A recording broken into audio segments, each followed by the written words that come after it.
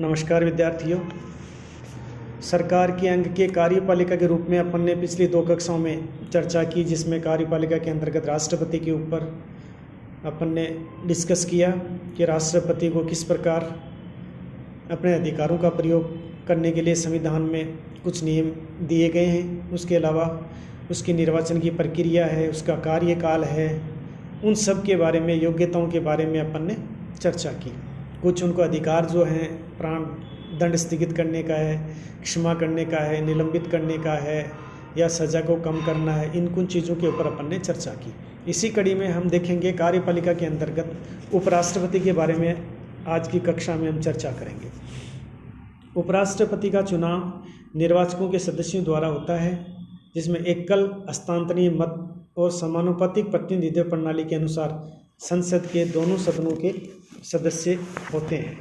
उपराष्ट्रपति का निर्वाचन दोनों सदनों की संयुक्त बैठक में होता है और ये निर्वाचन अनुपातिक प्रतिनिधित्व की पद्धति के अनुसार एकल संक्रमणीय मत से तथा गुप्त मतदान के द्वारा होता है।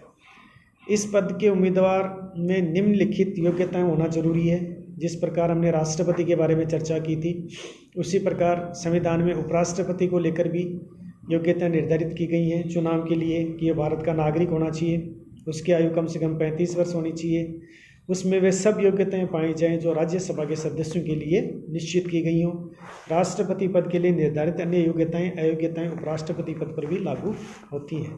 कार्यकाल की अगर हम बात करें तो इसका कार्यकाल 5 वर्ष होता है, किंतु वह स्वेच्छा से भी त्यागपत्र के द्वारा अवधि पूरी होने से पहले अपने पद को छोड़ भी सकता है अथवा उसे राज्यसभा के कुल सदस्यों के बहुमत द्वारा पास किए गए प्रस्ताव से, जिसे लोकसभा भी स्वीकार कर ले, हटाया जा सकता है। ऐसे प्रस्तावों की सूचना 14 दिन पूर्व दिया जाना जरूरी है।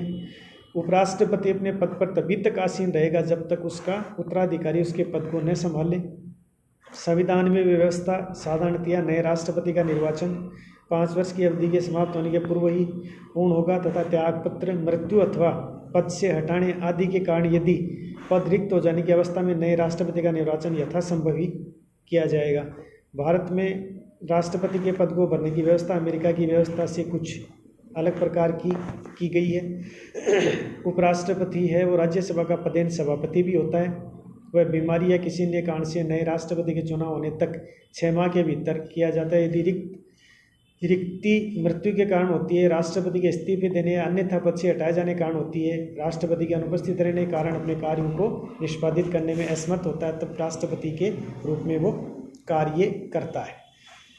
इसके कार्यों की अगर हम चर्चा करें उपराष्ट्रपति के, तो उपराष्ट्रपति के प्रमुख कार्यों में मान सकते हैं कि संयुक्त राज्य अमेरिका के संविधान की भांति हमारे संविधान में भी ये व्यवस्था की है कि उपराष्ट्रपति राज्यसभा का पदेन सभापति होता है। इस रूप में उसे सदन के सभापति की सभी साधारण शक्तियाँ वो प्राप्त होती हैं, जिसमें यह भी सम्मिलित है कि किसी विधेयक या प्रस्ताव के पक्ष और विपक्ष में समान मत आने पर वह अपना निर्णायक मत देता है। दूसरा, इसके कार्यों की हम बात करें तो वो है किसी भी कारण से जब भी राष्ट्रपति का पद रिक्त हो, उपराष्ट्रपति उस पद पर तभी तक कार्य करेगा जब तक नया राष्ट्रपति उस पद का कार्यभार न संभाल ले। साथ ही यदि कभी राष्ट्रपति रोग या अनुपस्थिति के कारण अपने कर्तव्य को पूरा करने के अंदर यदि वो असमर्थ है, तो उपराष्ट्रपति है वो ही राष्ट्रपति के पद पे कार्य करता है। जिस काल में उपराष्ट्रपति राष्ट्रपति के पद पर कार्य करेगा उसे वही उपलब्धियां, वेतन, भत्ते जो कि भारत के संविधान में राष्ट्रपति के लिए निर्धारित किए हैं, वो सभी उनको प्राप्त होंगे। इसी कड़ी में हम कार्यपालिका के अंदर मंत्रिपरिषद के बारे में भी कुछ चर्चा करेंगे। मंत्रिपरिषद को लेकर है कि राष्ट्रपति को उसके कार्यों में सहायता करने और सलाह देने के लिए प्रधानमंत्री के नेतृत्व में एक मंत्रिपरिषद होती है, जैसा कि संविधान में व्यवस्था की गई है। प्रधानमंत्री की नियुक्ति है वो राष्ट्रपति के द्वारा की जाती है, हालांकि वो लोकसभा के अंदर बहुमत दल का नेता होता है। वह मंत्री की सलाह पर अन्य मंत्रियों की भी नियुक्ति करता है। मंत्रिपरिषद सामूहिक रूप से संसद का जो अंग है लोकसभा, उसके प्रति वो उत्तरदायी होती है।